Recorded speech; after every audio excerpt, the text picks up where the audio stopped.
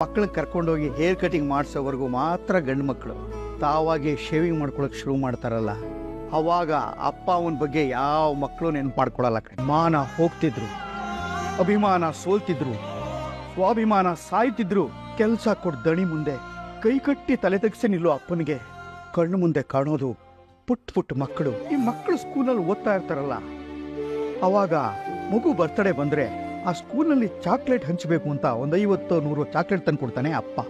ಆದರೆ ಯಾವ ಮಕ್ಕಳು ತಾನೆ ಅಪ್ಪನ ಬರ್ತಡೇ ದಿವಸ ಅವನ ಫ್ರೆಂಡ್ಸ್ಗಾಗಲಿ ತಮ್ಮ ಅಪ್ಪನ ಫ್ರೆಂಡ್ಸ್ಗಾಗಲಿ ಸಿಹಿ ಹಂಚಿದ್ದಾರೆ ಹೇಳು? ಬದುಕಿದ್ದಾಗ ಸಂಭ್ರಮ ಪಟ್ಟು ಸಿಹಿ ಊಟ ಕೊಡದೇ ಇರೋ ಮಕ್ಕಳು ಸತ್ತಾಗ ಸಂತಾಪ ಸೂಚನೆ ಮಾಡಿ ತಿಥಿ ಊಟ ಹಾಕಿಸ್ತಾರೆ. ವ್ಯಾಸ ಏನ್ ಗೊತ್ತೈತೆ? ಎಲ್ಲ ಆಲೋಚನೆಗಳು ಎಲ್ಲ ಅಪ್ಪಂದ್ರ ತಲೆ ಬಂದ್ರೂ ಮಕ್ಕಳನ್ನ ನಂಬೋದು, ಮಕ್ಕಳಿಗೋಸ್ಕರ ಬದುಕೋದನ್ನ ಯಾವ ತಂದೆನೂ ಬಿಡೋದಿಲ್ಲ.